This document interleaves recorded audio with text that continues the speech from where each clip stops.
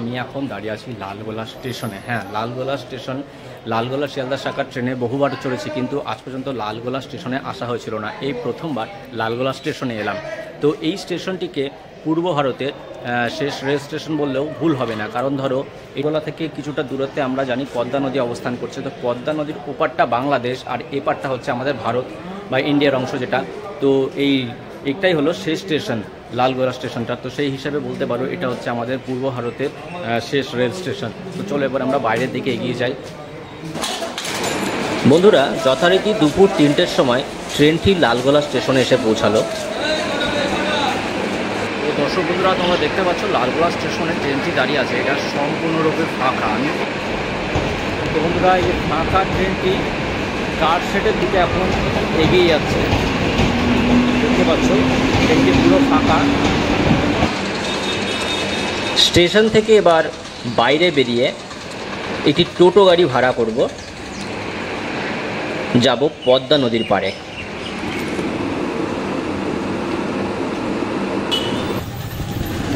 টোটোয় চড়ে লালগোলা শহর দেখতে দেখতে এবং ভ্রমণের মজা নিতে নিতে আমি এগিয়ে চলছি পদ্মা নদীর উদ্দেশ্যে।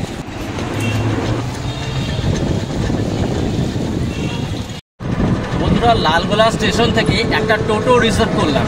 তো টোটো রিজার্ভ করে আপনাদেরকে পদ্মা নদী পর্যন্ত যেতে হবে, কেননা এখান থেকে সবসময় পদ্মা নদী যাওয়ার জন্য গাড়ি পাওয়া যায় না। আপনারা যদি লালগোলা স্টেশনে এসে পদ্মা নদী ঘুরতে যেতে চান তাহলে আপনাদেরকে একটা টোটো রিজার্ভ করতে হবে, এবং সেজন্য আপনাকে 400 থেকে 300 টাকা এরকম ভাড়া আপনাকে দিতে হবে।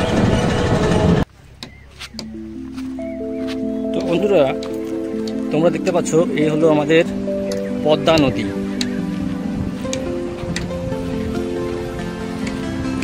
তো পদ্মা নদী যেটা এখান থেকে বাংলাদেশে প্রবাহিত হয়েছে।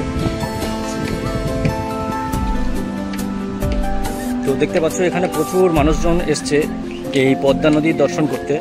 নদী পাড়ে কিন্তু অনেক মানুষজন এসছে। তো জায়গাটা কিন্তু খুবই সুন্দর। আর এই দেখো জেলে মাঝিদের নৌকা। আর এই জায়গাটা দেখো, তোমরা দেখতে পারবে অসংখ্য নৌকা আছে জেলে মাঝিদের, যেগুলো মূলত মাছ ধরার কাজে ব্যবহৃত হয়। জায়গাটার ভিউ কিন্তু অসাধারণ।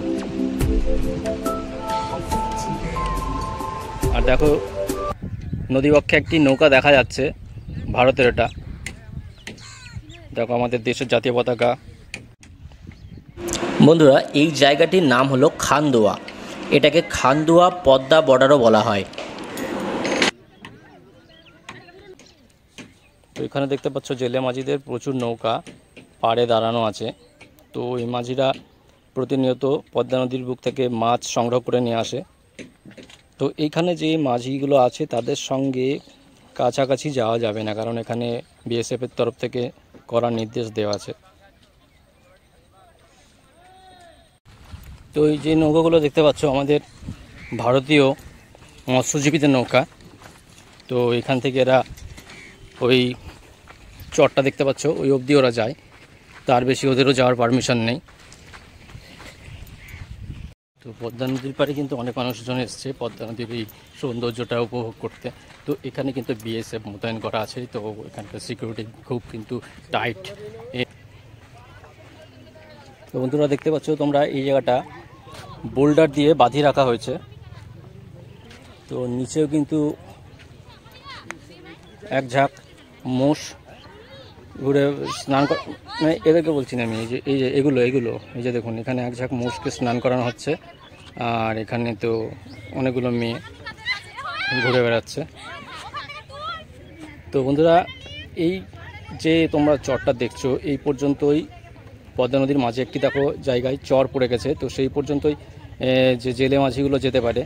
তো চরের ওপারটায় দেখো বাংলাদেশ, চর ওপার বলতে একটু দূরে।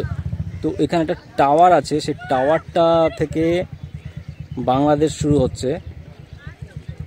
আশা করি তোমরা টাওয়ারটা দেখতে পাচ্ছ কিনা আমি জানি না, অনেকটা দূরে আছে।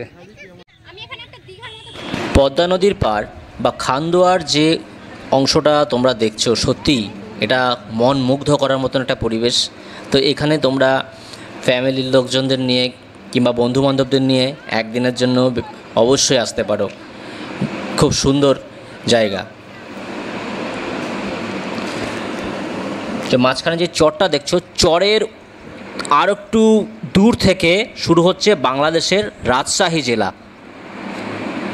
এই হলো পদ্মা নদীর জল।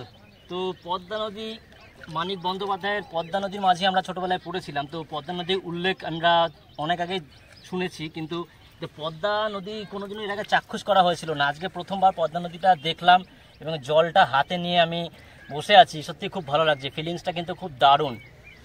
তো আপনারা দেখতে পাচ্ছেন কত সুন্দর পদ্মা নদী। আপনারা দেখতে পাচ্ছেন কত সুন্দর এবং পরিষ্কার, একদম স্বচ্ছ এই জলটা। মার্চের 26 তারিখ, প্রচণ্ড গরম পড়ে গেছে বন্ধুরা, আপনারা বিশ্বাস করবেন না। তো এই পদ্মা নদীর জল গা মুখটা একটু ধুয়ে নিলাম, সত্যি খুব ভালো লাগছে, বেশ ঠান্ডা একটা অনুভূতি হচ্ছে। সত্যি খুব সুন্দর জলটা, পরিষ্কার, একদম স্বচ্ছ জল, একদম কাচের মতো। বেশ বাহ, খুব সুন্দর, খুব সুন্দর, বাহ। পদ্মা নদীর পাড়ে দুটি পরিত্যক্ত স্টিমার পড়ে রয়েছে, তো সে দুটো দেখলাম জরাজীর্ণ অবস্থা, তো সেই কারণে এগুলো বাদ দেওয়া হয়েছে।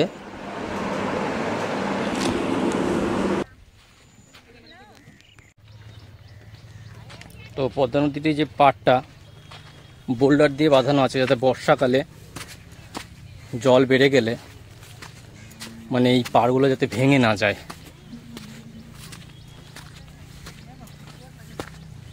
তো আমি এবার উপরের দিকে যাব।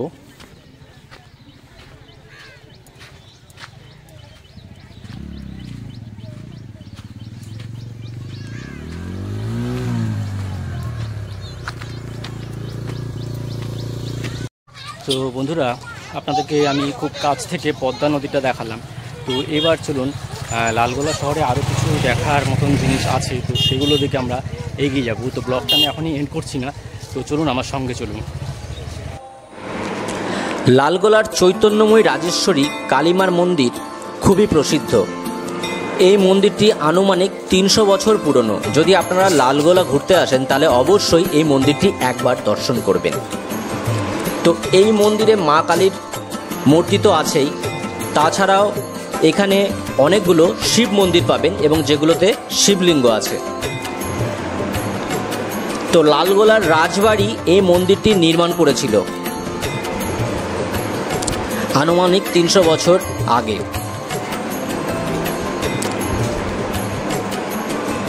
তো এই মন্দিরের যে মায়ের মূর্তি সেটা আপনারা এখন দেখতে পাচ্ছেন।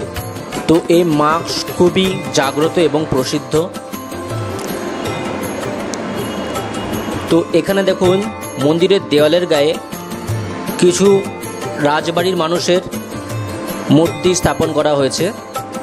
তো এই মন্দিরটি এখানে বহু বিশিষ্ট মানুষজন এসেছেন বিভিন্ন সময়ে, এবং এইখানে সাহিত্য সম্রাট বঙ্কিমচন্দ্র চট্টোপাধ্যায়ও এসেছিলেন এবং এখানে থেকেই তিনি বন্দে মাতরম গানটি রচনা করেছিলেন।